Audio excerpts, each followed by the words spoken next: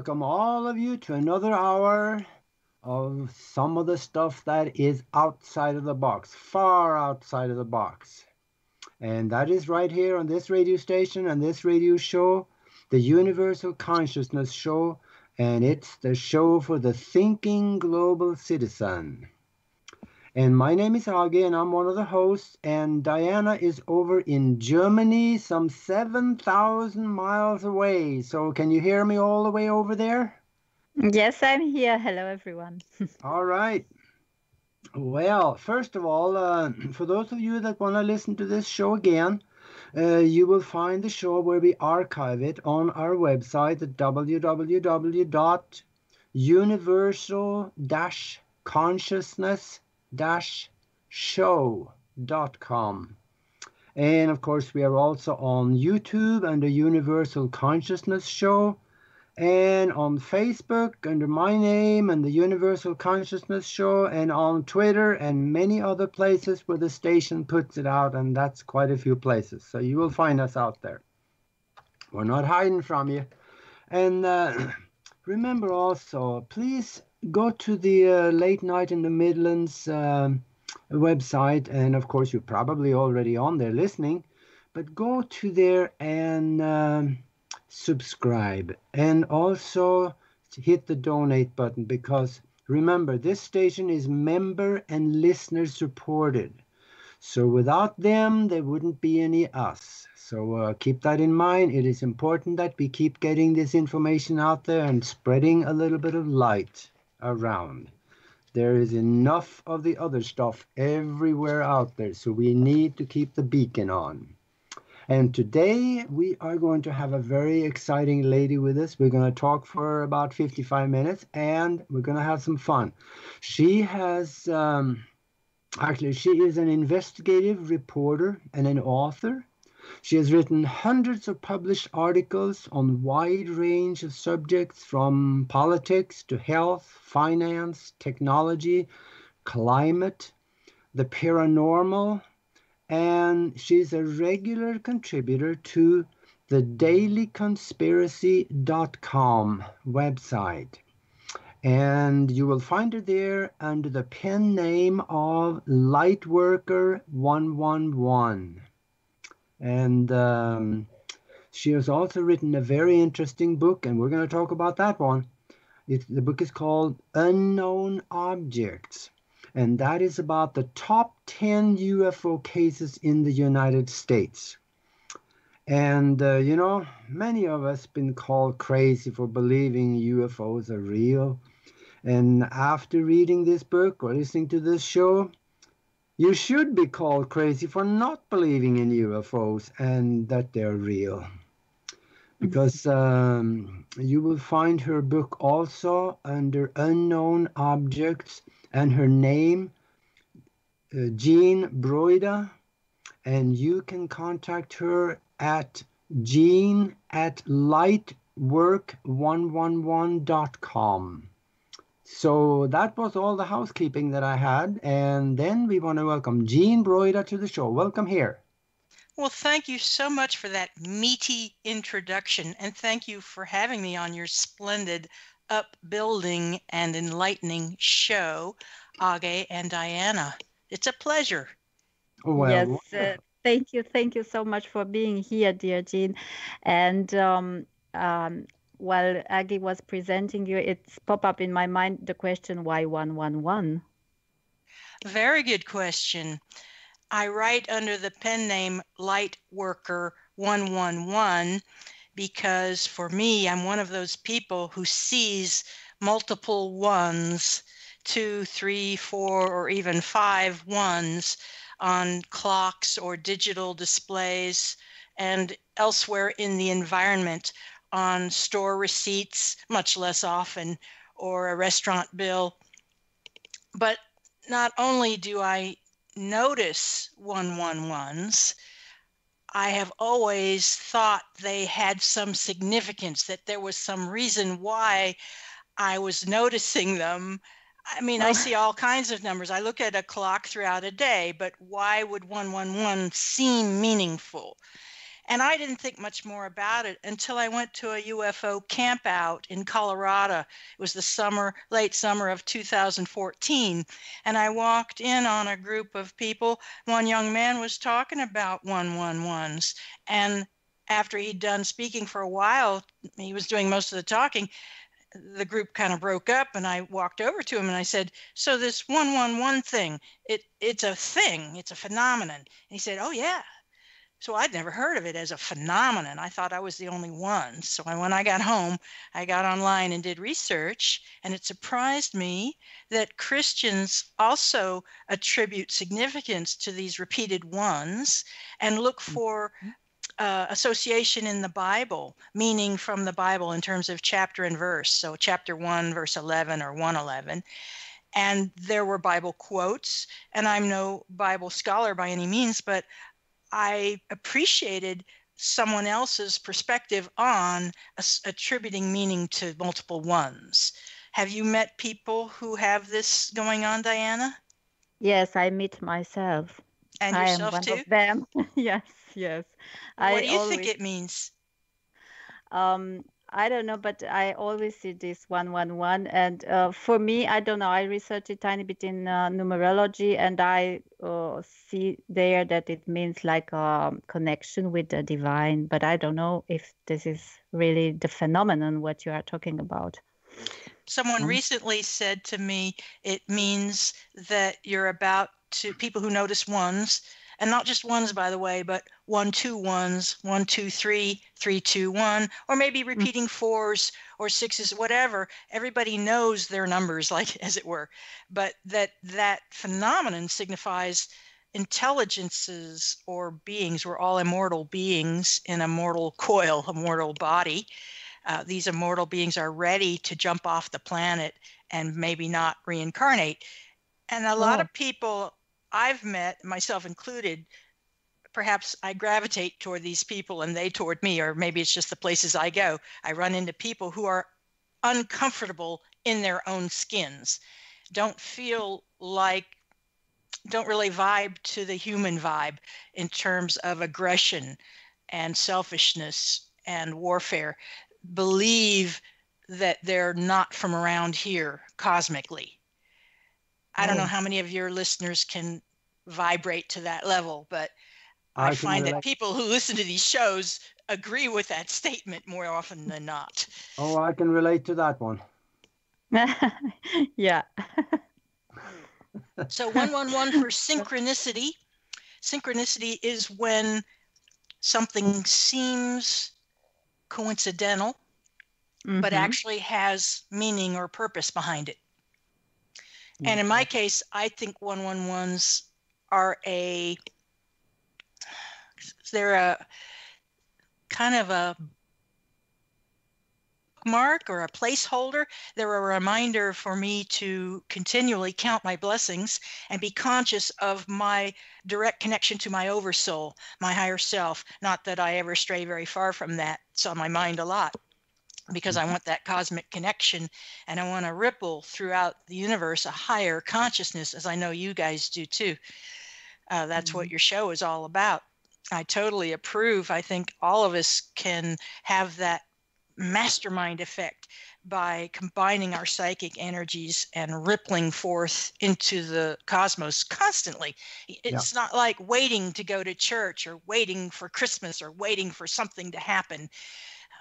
Just do it. You do it all the time. And the more you practice elevating your consciousness, the more you practice not speaking if you don't have something kind or upbuilding to say. And that's a really tough one for me and a lot of other people. Just curb your tongue if you can't be pleasant or positive. Very difficult. Yeah, absolutely. Much harder than it might seem, especially driving around in traffic sometimes. Keeping your cool. Some people have mastered it. Really admire them. It's tough to keep cool sometimes when you are among the wrong kind of company and the wrong vibration. But this gets interesting when you start talking about consciousness. Let's save that for maybe the second half of the show, because I really wanted to get to those 10 most important UFO stories or incidences in the United States. I really want to hear more about them. We all know about Roswell and maybe a couple of few others, but 10, there is some things here that I bet a lot of people don't know about.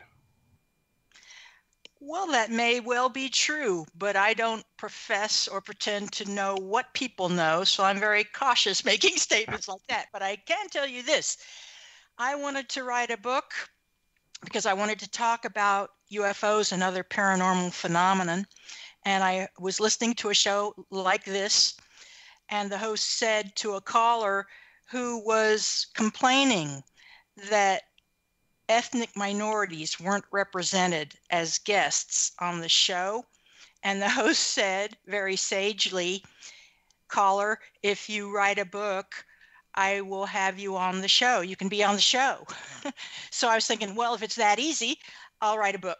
So I wrote a book, and everybody loves a top 10 book, and everybody loves a story book. So this is a book of UFO cases that I first termed definitive.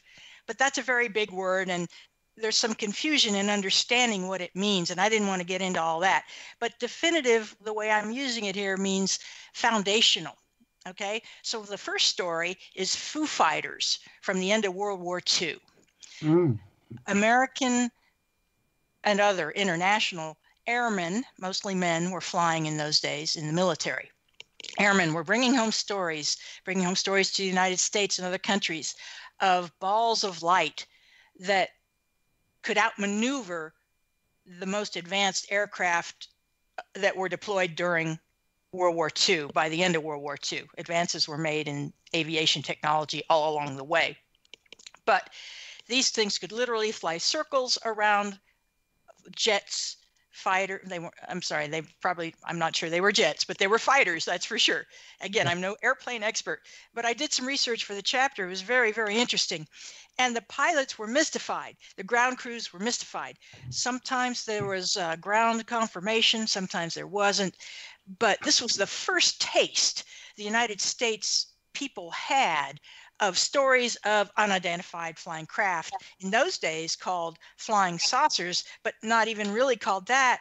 By the end of World War II, all we knew was Foo Fighters, really. So the Foo Fighters came home, and the next thing that happened was a guy flying around looking for a downed Marine aircraft in Washington State on the slopes of Mount Rainier, spotted a flotilla, a small fleet of objects flying at 14,000 feet or so, and had come up out of a gully or a fold in the mountain and cruised along and then passed around behind the mountain. And he had a brief sighting. This was Kenneth Arnold. Yeah. And he had a brief sighting in the late 1950s and went on radio.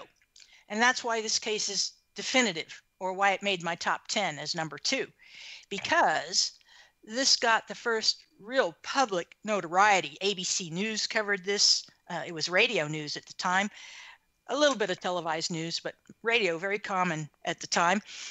And so Kenneth Arnold got his 15 minutes of fame, if you will. And my book looks at, not only tells the story, but who were the observers and how credible were they? So I'm a skeptic. And I don't take things at face value. I look into things and I research, but I'm also a mystic. And I believe most people tell the truth. Now, obviously, as a skeptic, I don't believe everybody tells the truth all the time.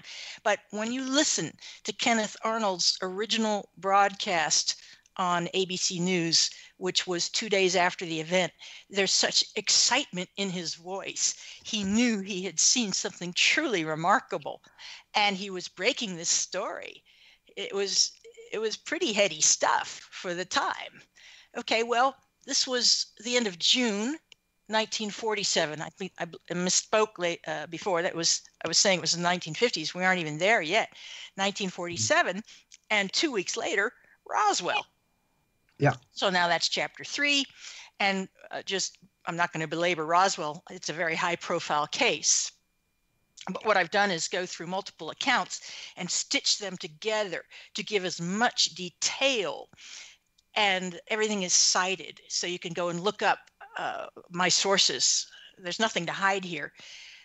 A prevailing thread through the book is, as public consciousness of the existence of UFOs is raised by stories like these, the US government works very hard to deny, discredit, and ridicule people who are reporting these. And so it starts, basically, it really goes into high gear at Roswell with a major disinformation program. And then in the 1950s, we have the invasion of Washington, where highly vetted, highly credible radar military personnel in Washington, D.C., at National Airport, at several radar stations, multiple radar stations, some below ground, some above ground, made radar and visual sightings on, again, a fleet or fleets, multiple objects, unknown objects, not as they're being called now, lights in the sky. They were amber, yellow, and they changed position. And they played hide and seek with the jets that were dispatched to shoot them down, intercept them, and shoot them down. So every time the military dispatched jets, these things disappeared. And as soon as they had to go back for refueling, or there was nothing to do, nothing to see there anymore, these things would pop back into radar view. And it was almost like they were just playfully taunting, like, neener, neener, you can't catch us. And we couldn't. So that made newspapers. And yet how many listeners never heard of the invasion of Washington? That's one that's kind of a sleeper story. Yeah. Then we fast forward into the mid-1960s when news of Betty and Barney Hill broke. And this is one of my favorite UFO cases, because these folks didn't ever want to go public with their story. She was a social worker in the state of New Hampshire, and her husband, was a postal worker. They had good jobs in good neighborhoods, and they also lobbied for interracial relations. They were an interracially married couple. He was black, she white, but they were of that generation of people who were upbuilding about change in the United States. Yeah. And so there was peaceful protest, and people listened respectfully to opposing views, until minority views became majority views for minority populations, which was all very, very good. So the Hills wanted to remain anonymous, and a European news agency actually broke the story, and a friend woke them up in the pre-dawn hours to warn them that the American news lines were going to pick up this story and publish it. And their first reaction was, what will I say to my boss? Will I lose my job? Yeah. And so you can see this was in the fall of 1965, and the event happened in 1961. So 4 years after it happened, the story broke, and their first thought was about job security, because even by 1965, there was a very successful and ongoing, continuing propaganda campaign coming out of the federal government of the United States that, quote, you must be crazy to believe in UFOs, unquote. So to admit that they had actually seen and had some physical evidence, she had a dress that was torn from a scuffle. Of course, that could happen on Earth too, but also a mysterious stain, which decades later could not be identified under laboratory scrutiny.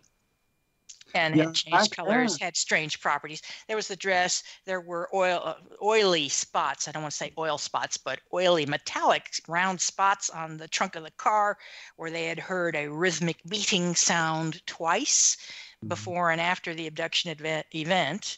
And Betty, under hypnosis, drew the memory of a star map, which when she had asked the leader of this group where they were from, he'd made this thing appear out of nowhere in a room and showed her what we think is Zeta Reticuli, a binary star system. There's Reticuli 1 and Reticuli 2. He showed her this three-dimensional projection with lights as stars, dots of lights as stars. And so there were brighter lights for bigger stars and other colors for planets in the system, and also trade routes or traffic lanes, if you will. And he explained a bit about the comings and goings of where most of them were from and where they usually went and how they could get to Earth going this way or that way. And then he stopped and he said, so you get it, right? And you know where you are on the map, right? And you know where Earth is. And she said, no, I have no idea what you're talking about. I couldn't find, I'm just clueless. And the alien seemed interested and puzzled, perhaps. Puzzle is an emotion, but noted that, in Betty's words, he seemed disappointed. She attributed an emotion to this being. I take nothing for granted. Just because a being can make their muscles contort a certain way to signify an emotion to us reading body language doesn't mean they're actually feeling that emotion. If they're devious and clever, psychopaths could do that. And I'm not saying that ETs are psychopaths. I'm just saying that she said this alien seemed disappointed that she knew nothing about astronomy. So after Betty and Barney Hill made sensational news, many, many more incidents began to be covered. And so I skipped, and the reason that Betty and Barney are important in my book in terms of being classified as a top 10 is because this was a case where both individuals underwent medical hypnosis by a trained physician. This is not stage hypnosis, where I was listening to your mastermind tape audio, Aage, where you talked about going under hypnosis and the hypnotist says there's an elephant in the room. And when you come out of hypnosis, you believe you see there is an elephant in the room. And what is the difference between that and actual and what we take to be actual real reality? So under hypnosis, these two under hypnosis in separate rooms, not together, but separated and under hypnosis separately, and everything taped and under somewhat clinically controlled conditions, I would suspect, they gave testimony, and their testimonies matched. And they were frightened as all get out. One of Barney's tapes is on YouTube, and I used it as a source. This man is genuinely frightened, and he was in the military. So he was not a girly boy. He was a man's man, and this thing freaked him out. So on we go, another decade into Kecksburg, Pennsylvania. I got a comment for you here, though. When you talked about Betty and Barney Hill, I can understand why they were afraid to come out with a story, because a lot of people did lose their jobs over things like that. Absolutely. Absolutely. Because part of the propaganda campaign waged so effectively by our government to mind control us was simple tautology. That's a logical construction. The logic is you must be crazy to believe in UFOs. Therefore, Betty and Barney Hill, you say you've seen a UFO. Therefore, logically, you must be crazy. Well, it's a false tautology, because that's a logical term. It's a false tautology because you're not crazy if you see it. You may be crazy if you see UFOs, but those two things are independent from each other. They're not causal. Absolutely. You might be crazy and you might see UFOs, but you may not be crazy and you see UFOs. So yes, I totally get it. People are understandably concerned, and even today, concerned about the safety zone, which gets back to something you had asked me earlier. Why now? Why come public now? The time is now. The consciousness is right, and people want to hear these stories. These stories are part of the American history, really, that untold history, the most taboo history. And to me, that's always been fascinating. So in Kecksburg, which happened in December of 1965, so this story broke a couple months after Betty and Barney Hill. What's interesting about this is that half of a town, a small town admittedly, but half of a town in Pennsylvania witnessed first a fireball streaking across the sky, and the fireball was picked up by both U.S. and Canadian radar, meteorological radar. So a fireball, meteor, streaking across the sky, and then in Kecksburg, observers saw basically a controlled landing of an object, and most of them couldn't really describe the object because it was bright with light. It had a bright light surrounding it, but it didn't just crash like a meteorite that lands on Earth. So a couple people went on out, local people went out to take a look-see, and frankly, by the time they got there, shortly after, the very first guys who were hunters and knew the hillside and knew the terrain, knew how to get to this gully where this thing had landed. A couple guys got there, they saw something. They didn't even know really how to describe it, but it was smooth metal. It had markings on it. They thought the front end of it had plowed into this gully and raised up the earth and buried part of it, but they weren't even sure which was the front or the back. Didn't have wings or anything, but had come out of the sky. They were there just a matter of minutes before the military showed up and escorted everyone out, saying there was danger of radiation, and cordoned it off and scooped it all up and trucked it all out within hours. So this thing came down at sunset, basically. And by 3, 4 in the morning, people in the town who weren't sleeping that night had lined the road in and out of town in one direction. They were on that road talking and hanging out, and they saw army trucks whisking by, including a flatbed with a covered object on the back. And another witness at the site had said he saw it coming up on a truck out of a gully, and it was definitely a UFO.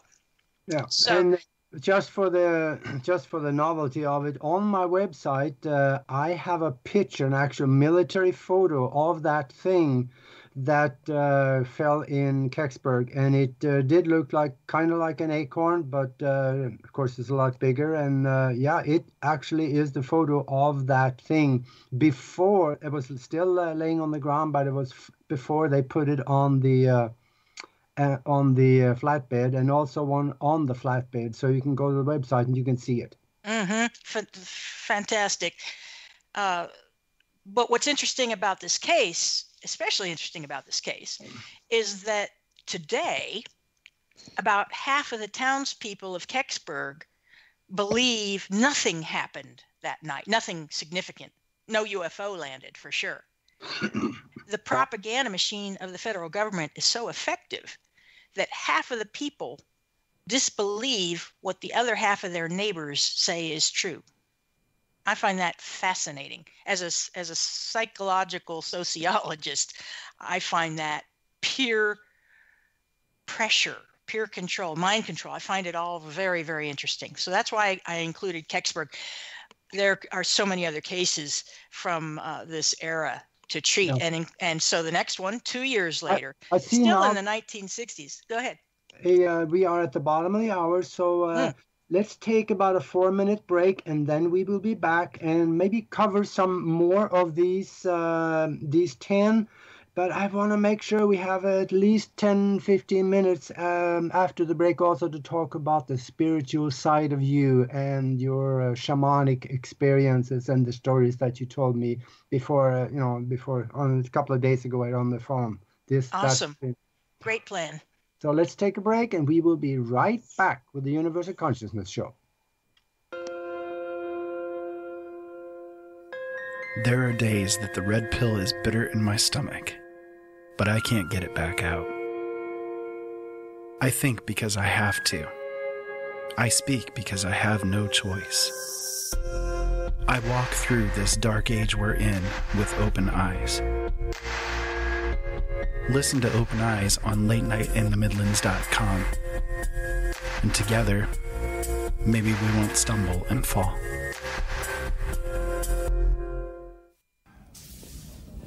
Data.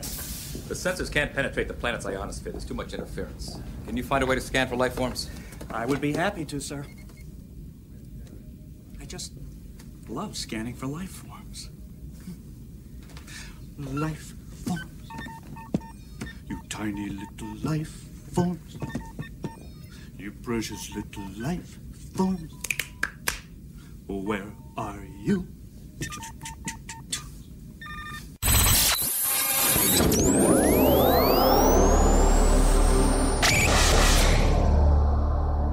Even the ETs know this is the place to be. LNM Radio Network. You can listen to the LNM Radio Network 24 hours a day, 7 days a week through the Paranormal Radio app. Available from lnmradionetwork.com or talkstreamlive.com on both Android and Apple. Our call to listen line is open 24/7. Dial 701-719-9704 so you can listen on the go.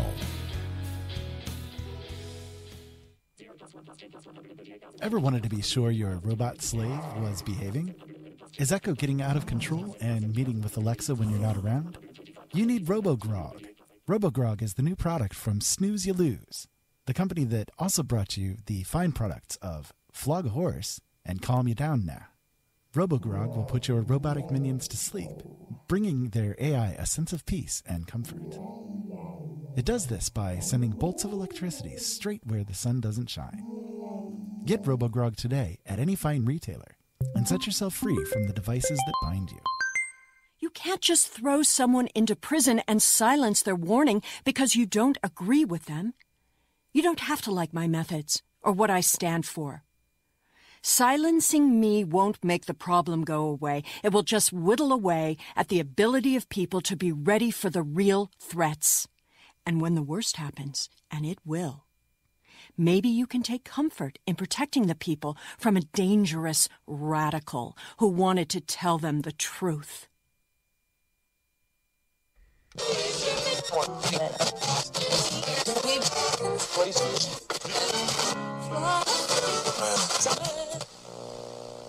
Tired of searching for great talk and great information?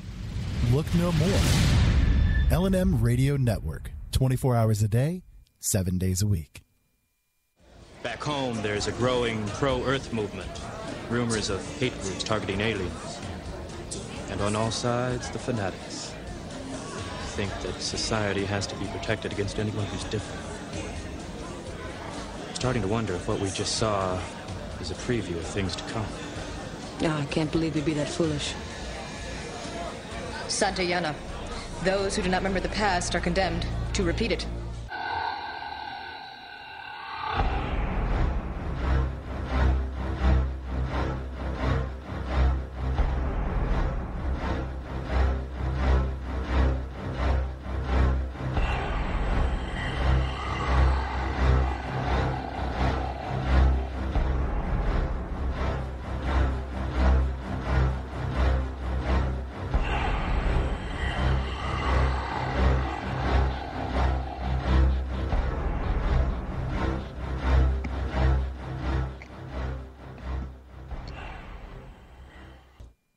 Hello, and we are back with the Universal Consciousness Show, and we're talking with Jean Broida, and we are talking about the 10 most important UFO incidents in the United States, which she has written a book about, and the book's title is Unknown Objects, and you can find it on Amazon and several other places. So let's go back to this, Jean. You had a couple of more stories about the UFO incidents, and then I don't want to lose out on talking more about your spiritual side also. So, well, thank you so much for the opportunity to gloat about my first book, and I hope everyone has a chance to read it and enjoy it as much as I enjoyed writing it.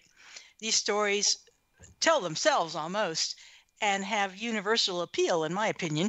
And just to summarize the remaining chapters very quickly, because time is limited and I don't want to read the book to the listeners. You can do that on your own. In 1967, we look at the UFOs that disabled missiles at Malmstrom Air Force Base in the northern United States. That's very well documented. And then in the 1970s, I featured the case of Travis Walton, which is remarkable because there were multiple witnesses to his abduction who were going to be charged with murdering their companion until he showed back up 5 days later, and etc. In other words, read the book. It's a very interesting story, and Travis lectures today. He's alive and well, and he has started his own symposiums as a way to raise consciousness. So applause to Mr. Walton. And then chapter 9 is a little bit grisly, cattle and other animal mutilations, but I think it's a very important story. It's a phenomenon that's very seldom discussed because it is so taboo, but it's significant. Cattle are an asset, a farmer or rancher's asset.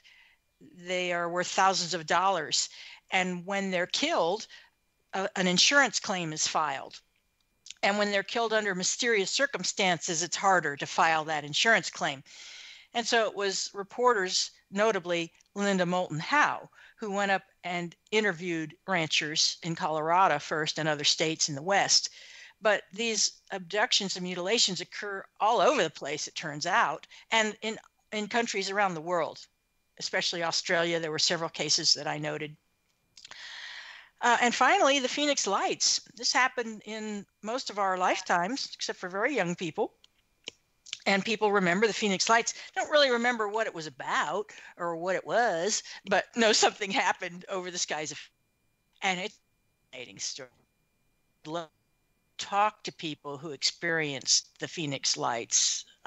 There were 2 sightings, actually, a V-shaped craft, which was enormous and glided silently overhead. People described it as a kind of light-absorbing pool, shimmering slightly, just slightly shimmering like water might, and it just passed overhead. It was huge, sizes of football fields.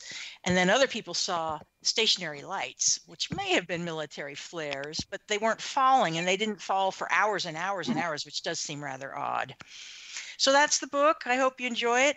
It is just a summary of these cases with hopefully some interesting anecdotes. It's meant to be a storybook that entertains and maybe educates. Makes a great gift. Oh, absolutely. Yeah. And I'm sorry, I just have to interrupt, Aage. The title is Unknown Objects, The Top 10 U.S. UFO Cases by me, Jean Broida, Broida, and it's available in paperback or as an ebook on Amazon. Back to you, Aage. Okay, there we go. Yeah, that's wonderful. I want to touch a little bit on your spiritual side also, but since we have the opportunity to run a little over here, what about at the tail end of it? Would you mind taking a call or two or something? I'd love to, anytime. Okay, so then... so people prepare your questions.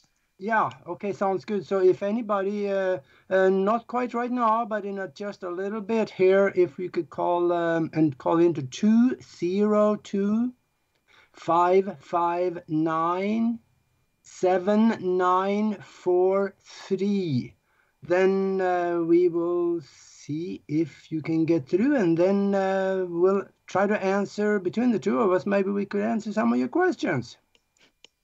We'll give it a shot. Yeah, you mentioned to me some of you are a shaman also, and there's a story behind this. Please enlighten us. Well, I don't normally describe myself as a shaman. If I were to describe myself, I would call myself a Western white magician and witch. However, shamans have a lot of those characteristics. And one common thread that we all share is a belief in spirits or spiritivism. The notion that there are intelligent and autonomous entities that exist without physical bodies. And that in fact, plants and rocks, the earth herself, have consciousness probably feelings and thoughts. Perhaps not the way we conceive of emotions and feelings, but we know that plants, for example, respond to positive or negative encouragement or discouragement and kind words or harsh words. We know that bolstering a plant's ego, if you will, makes it healthy and lush, and calling it names and putting it down will wither and shrink it, basically, cause it to die. IKEA did this as an experiment on bullying to show school kids what the effect of what they say. Yeah, tell us on about a plant that experiment. Tell us a little more about that. Well, IKEA apparently is very socially minded, more to their credit, the furniture store. And in one of their stores, they set up 2 plants of the same species that were broad-leaved and no flowers on them. Not quite tropical plants. I don't know what the name of them is, I'm sorry. But they were identical, basically, twin plants. And they had school children record for one of the plants constant audio saying how nice it was and how pretty it was and how they loved this plant and they wanted it to grow up and be strong and happy and etc. Affirmations. And then they made another set of recordings for the other plant, and these were the opposite. These were bullying and very negative, cruel remarks like "you're ugly" and "you're no good" and "just die, die, die," that sort of thing. And guess what? The plant that got good vibrations did well and flourished, had healthy leaves. And by the way, they were in identical containers, and they were watered and fed identically. So they were controlled in that sense. But this was by no means a scientific experiment. This was just a pseudo-scientific experiment to show children. I mean, it's very dramatic. And the other plant withered under harsh criticism. So a similar effect was noticed by a Japanese doctor who studied freezing water. And when you played classical music, soothing classical music like Mozart, to water, a dish of water as it freezes, it would crystallize into snowflake-like patterns, what the scientist called pretty or beautiful patterns. And when water in the same environment was subjected to heavy metal music as it froze, it took on much more jagged and irregular, asymmetrical crystalline patterns. It really looked like the music sounded, and it makes perfect sense because sound is vibration.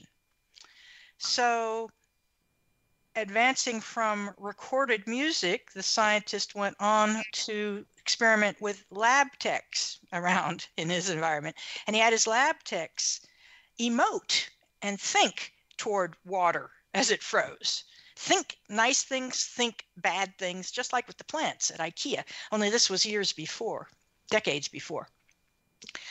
So they found the same measurable effect. And this guy online has a gallery of images from his freezing water experiments. And now other researchers have picked up that scientific torch and are carrying it into more advanced consciousness studies. And we're finding that consciousness penetrates walls, it affects objects at distances, and it lends a lot of credence to faith healing. Not that faith healing is a cure-all by any means, but that there is something demonstrable to it, something real behind it. And faith healers, of course, have always said that that's the way it is. Modern scientists or empiricists need proof and follow the scientific method to achieve that proof. So these experiments where we're getting empirical scientific support and reinforcement of metaphysical theories, things that metaphysicists have long suspected to be true, this is a very interesting time to be alive, don't you think?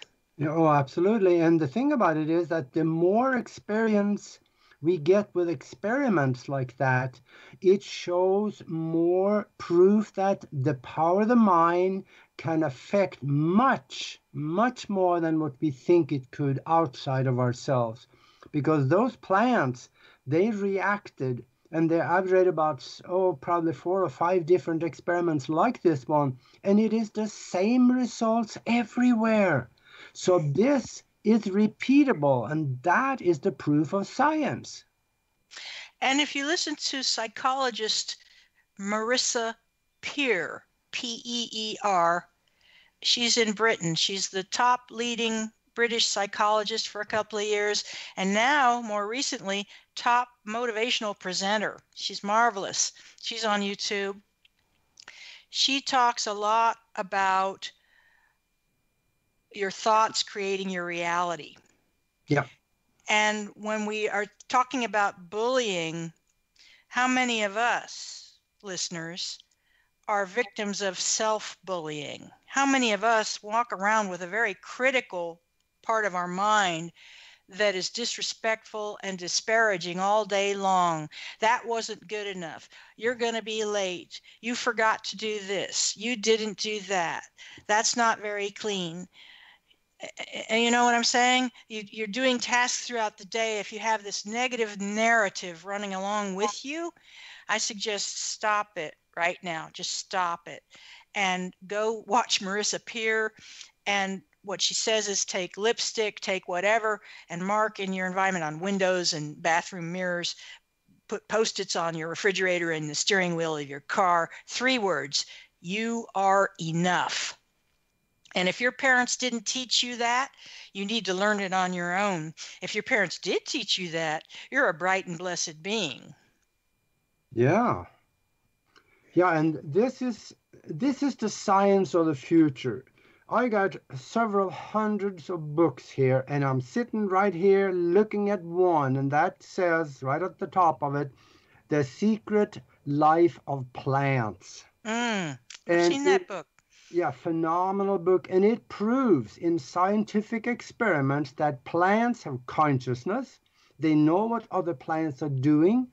And in one experiment, the author was lighting a match and burned the plant, and they had it hooked up to a somewhat similar to a lie detector, and the lie detector went totally berserk right before the flame hit the blade. And another one, he lit the match, but he had no intention of burning the plant, and the plant didn't care. Whoa. So it knew what the guy was thinking about either burning or not burning the plant. And a similar experiment that might be from that book, I don't remember exactly, but similar experiment, plants have memory. So the researcher came in and burnt the plant leaf, and then she came back in not meaning to burn any plant leaf, but the plant recoiled basically from her. Remembered she was the one. She hurt me before. Well, kids do that too. Dogs, cats, all creatures do that. If you hurt people and things, they're going to recoil from you. If you extend a loving hand, you'll get appreciation and gratitude. Yeah, I do. Everybody does. Yeah. And Wiccans believe in the threefold rule of, some people call it law of attraction. What you put out comes back threefold. So don't wish for what you might get. Yeah, I'm glad I didn't get some of the stuff that I prayed for when I was younger. All right. As I was listening to you talking about the plants, I remember a very short story about myself as I was a little girl. And I had a lovely plant that I always took care for. The Latin name is Mimosa sensitiva. It's a tiny plant, and when you touch the leaves, they are moving and they respond to your touching. And I was very, very connected to this plant, and I was talking to her. I was very little. And one night I had a very high fever. Over 40 degrees Celsius, I don't know in Fahrenheit. And in the morning, the plant, it was completely burnt. Huh. Wow. Yes. So it was like, completely burnt, like somebody would burn it with a fire or something. It was brown. How about your fever? Was it gone? It went down. Yes, it went down in the morning. So maybe the plant took your fever. Maybe, but I never forgot this story. I think I was very little, maybe 3 years, 4 years old. Mm.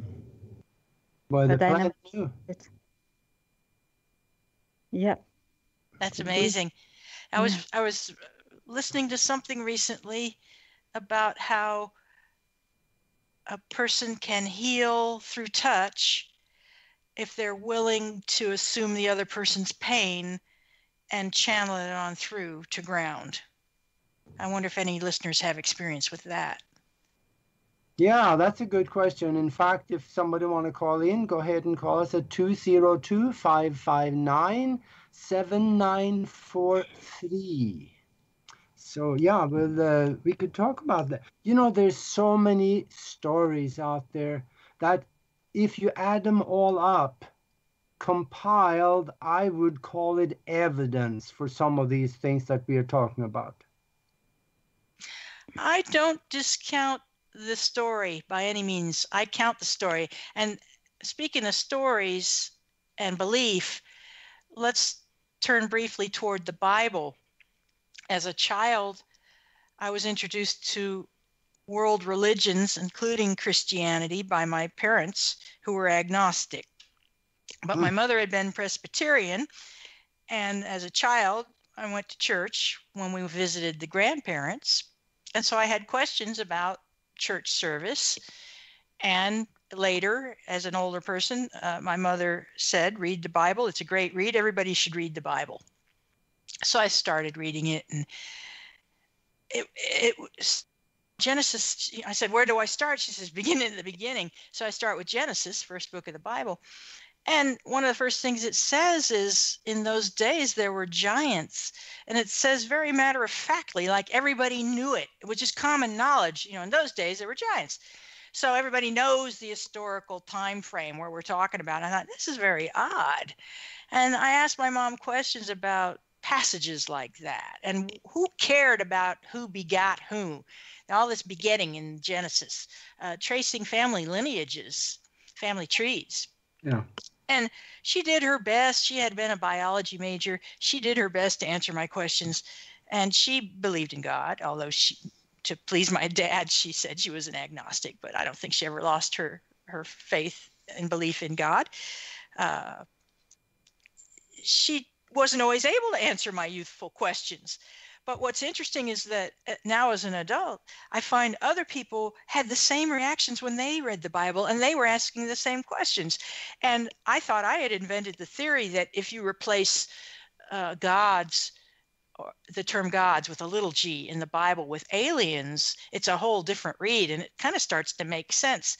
And I actually have my own version, if you will, of the Bible. I don't mean offense to anybody, but if heaven is actually a spacecraft and Jehovah is a captain of that spacecraft and Lucifer is an officer on that ship who disobeys, who what's that called? Mutiny, who leads a mutiny, and they were all cast down onto Earth without their communicators and subject to the electromagnetic field and the length of days that they were cursed with.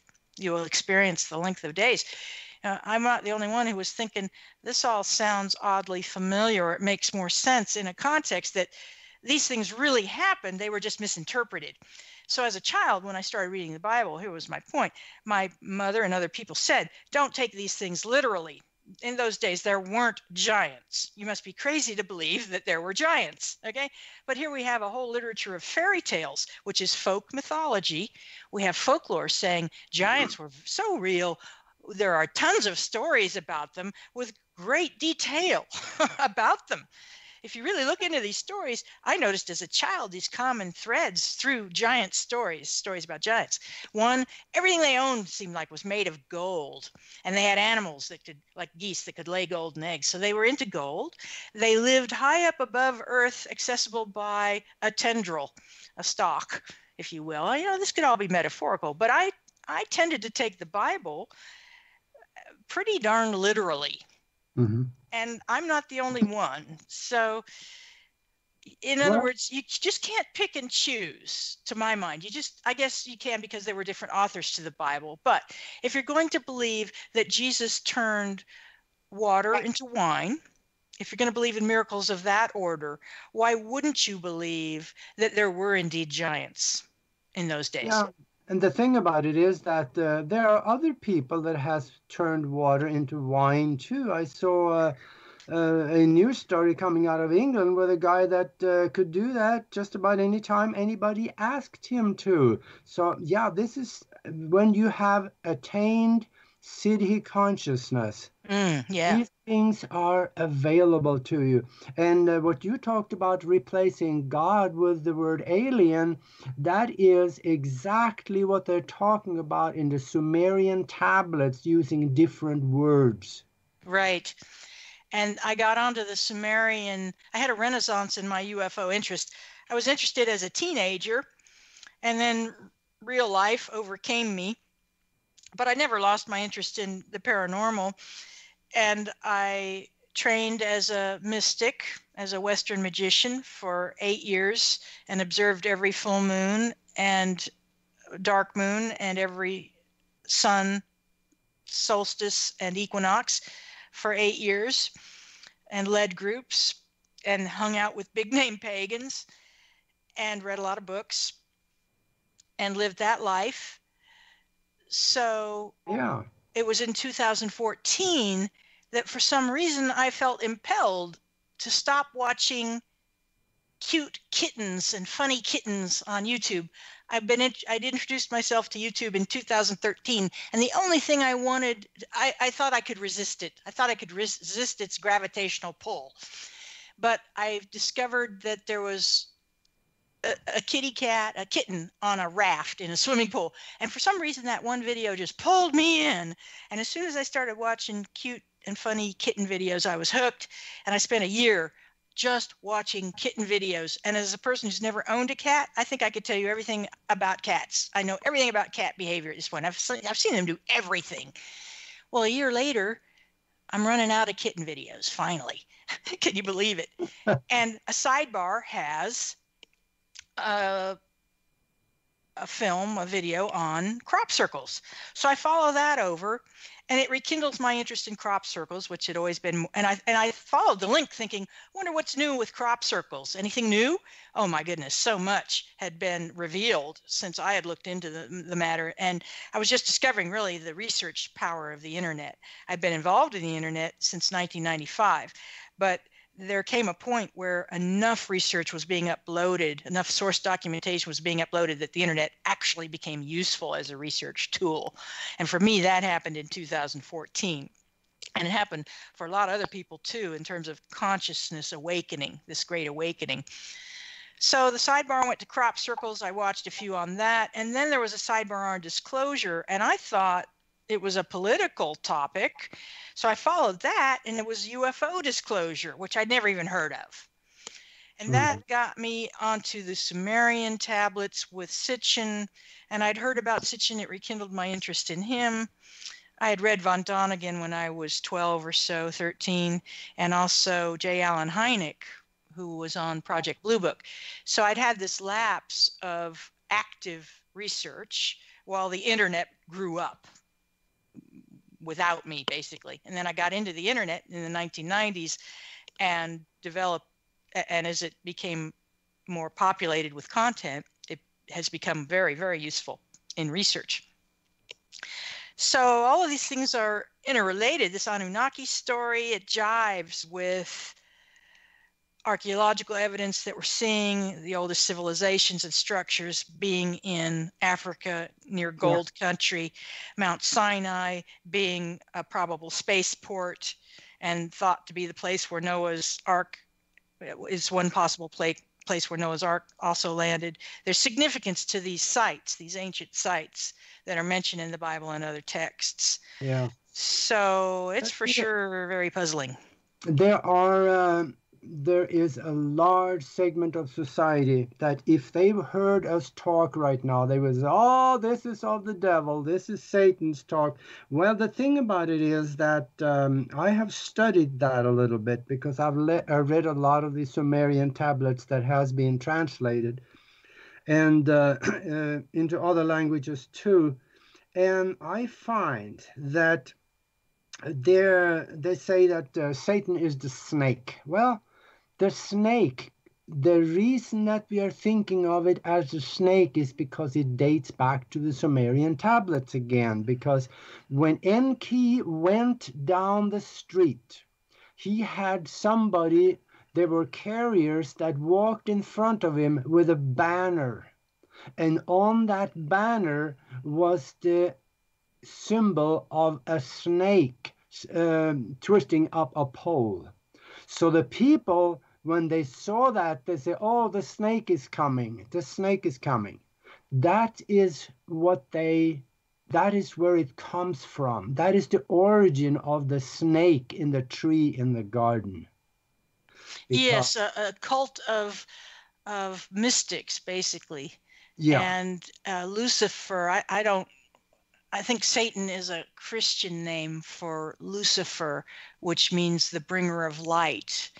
So I believe Lucifer was insubordinate and wanted humans to understand their alien origin and know that they could communicate not only with their creators, but with any entity in the universe if you adjust your consciousness frequency accordingly. And that's exactly what happened if you read the Sumerian tablets. That's right. It's the written history of mankind. I agree with that. I agree. And Sitchin was quite controversial. He was naysayed at first. He was debunked. People said, this man has no degrees, no qualifications. How did he figure it out when we couldn't? And it turned out he was right. Long story short. Yeah. Well, the thing is, he didn't do all the work himself. He had people to help him, people that were good at translations. And right now we have the language of the symbols are translated. So if you go on the internet, you can actually learn how to read the Sumerian tablets. So there people can actually do their own research. It's not that easy because a lot of these tablets are hard to read. But it can be done. And I suggest that people step out of the box and start doing some of these things. The Sumerian tablets, a lot of them is in the National Museum in London, the British Museum, and also in the Topkapi Museum in Istanbul, Turkey. There's a lot of them there, and several other places around the world, and especially where the origin of the Bible is the Topkapi Museum and the British.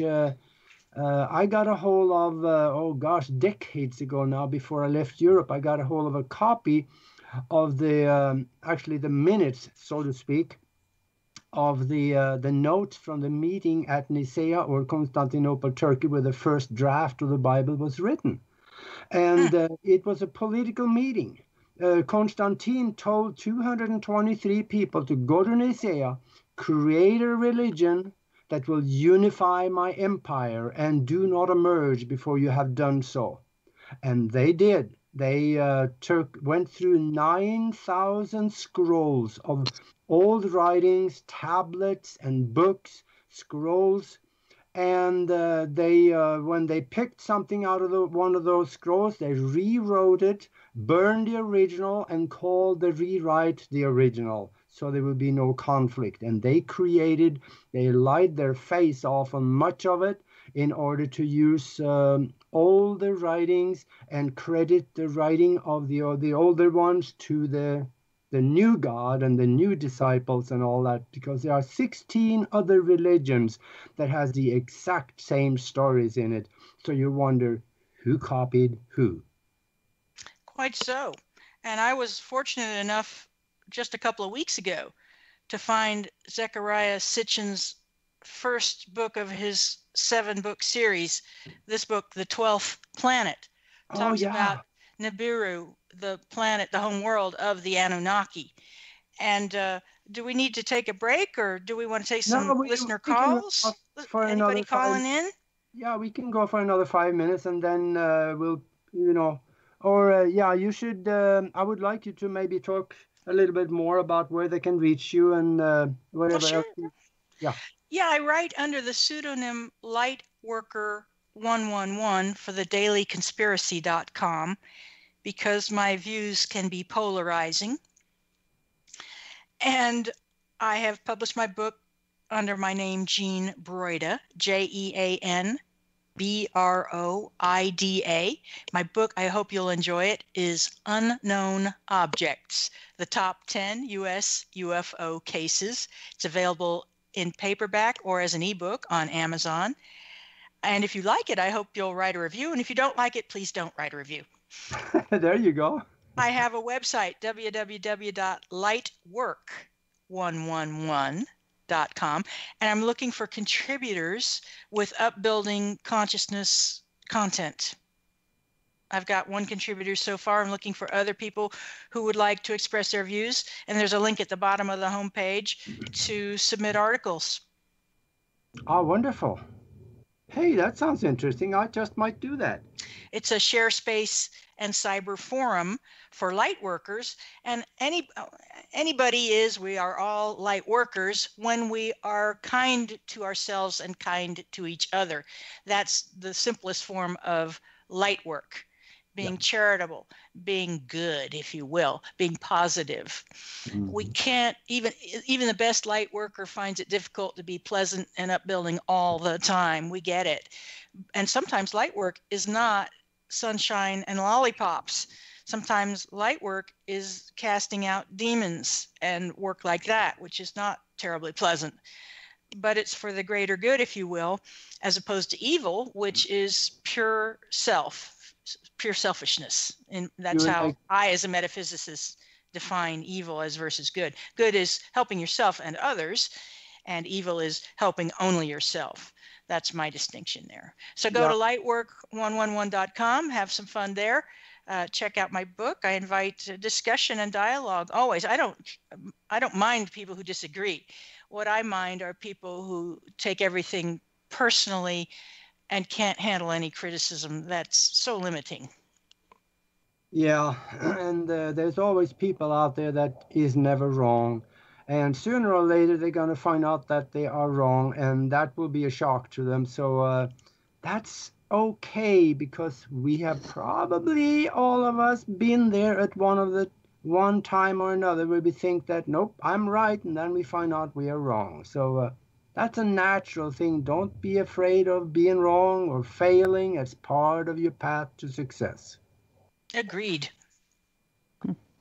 Yeah, well, I tell you, we are about down to the end of the show here. We went over a little bit, and I sure am glad we did, because we got to cover a little bit more. Mm-hmm. It's been a real pleasure hanging out with you. Yeah, this is all right. And then, thank you for being with us, Jean. This was great, and I invite everybody to go and have a look at her site, give a review when you read the book, and also, for those of you that is listening on the LNM radio site, go ahead and hit the donate button to help us out, and subscribe on YouTube. Get involved. Just step outside of the box and participate. Help out where you can. So we thank you very much, and we'll be back next week with another show on the Universal Consciousness Show. Thank you. Yeah, thank you very much. Till then, take care of each other.